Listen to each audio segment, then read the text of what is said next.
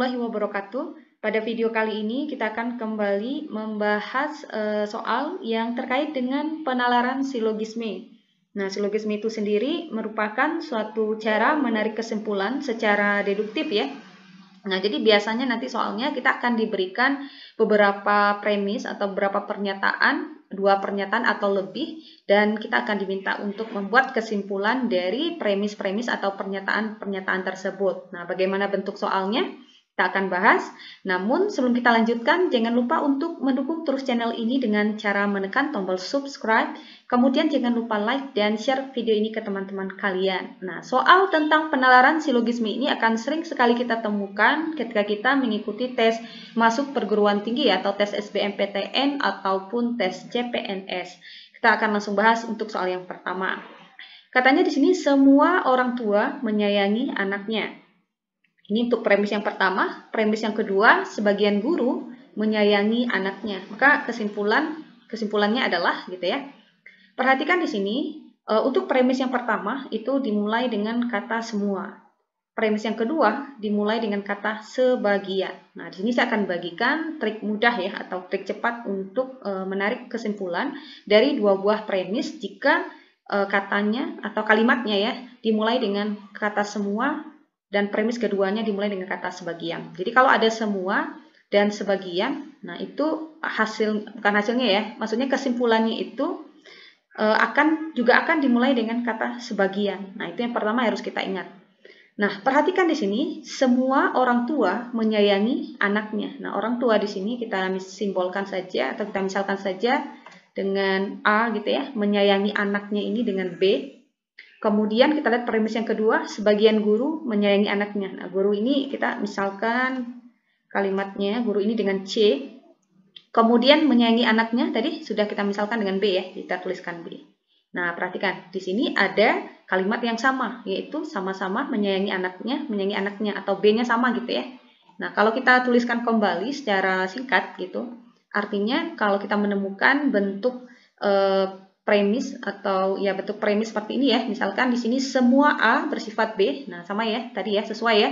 Semua A bersifat B, kemudian sebagian C bersifat B. Maka nanti kesimpulannya adalah sebagian C bersifat A. Nah, ini adalah kesimpulannya yang perlu kita ingat. Cara mengingatnya tentu sangat gampang sekali. Kalian cukup lihat di sini ada kalimat yang sama, jadi kita bisa langsung silang saja ini menyayangi anaknya, kita silang ya. Jadi kesimpulannya tadi karena di sini dimulai dengan kata premis pertamanya semua, premis keduanya adalah sebagian, kesimpulannya juga akan dimulai dengan kata sebagian. Nah, jadi kita mulai dengan sebagian guru gitu ya. Sebagian guru adalah orang tua. Nah, sesuai ya kesimpulannya sebagian C bersifat A. Maka sebagian guru adalah orang tua.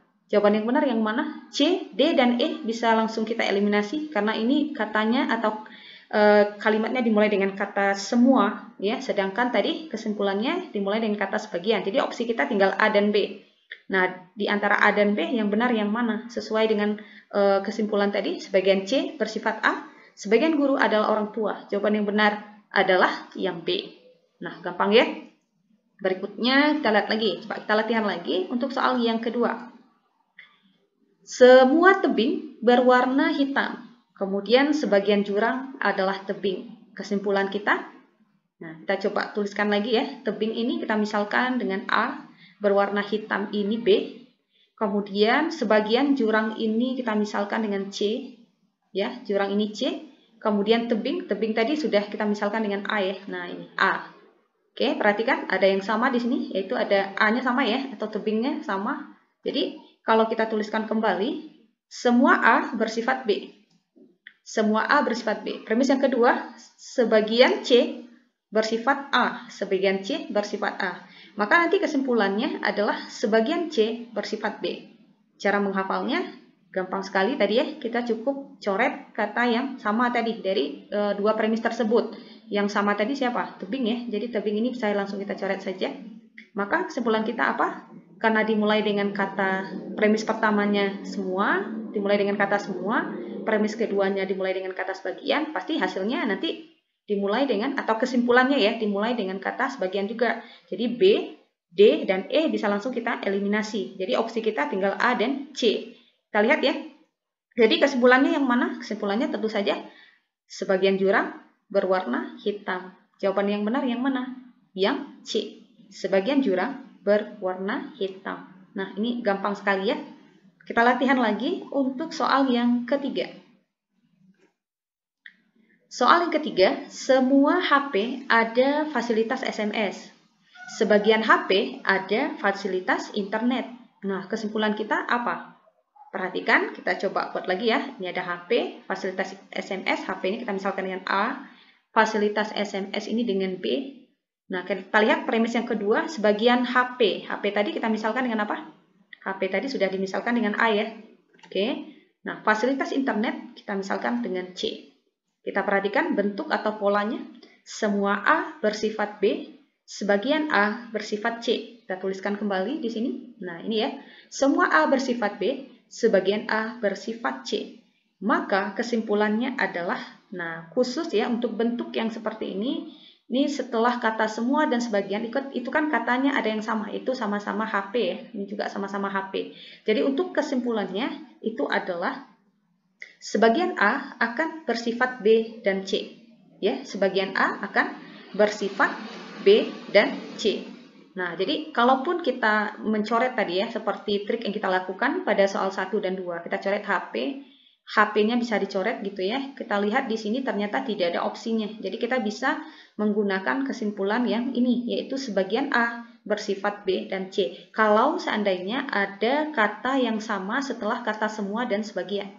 Nah, ini kan katanya sama ya, HP juga HP setelah kata semua dan sebagian. Jadi kita langsung bisa gunakan kesimpulan ini. Maka kesimpulannya adalah sebagian A bersifat B dan C. Maka sebagian HP, yang benar yang mana? Sebagian HP. Oke, kita cek kalau di sini yang sebagian itu kan B dan D ya. Jadi jawaban yang benar adalah yang D, yaitu sebagian HP ada fasilitas SMS dan internetnya. Oke, gampang ya. Kita coba lagi soal yang keempat.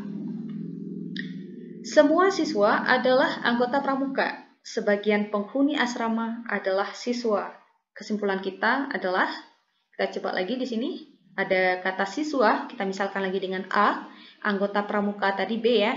Penghuni asrama, kita misalkan dengan C. Siswa tadi sudah kita misalkan dengan A. Nah, seperti ini ya. Kita buat polanya tadi, kita dapatkan semua A bersifat B.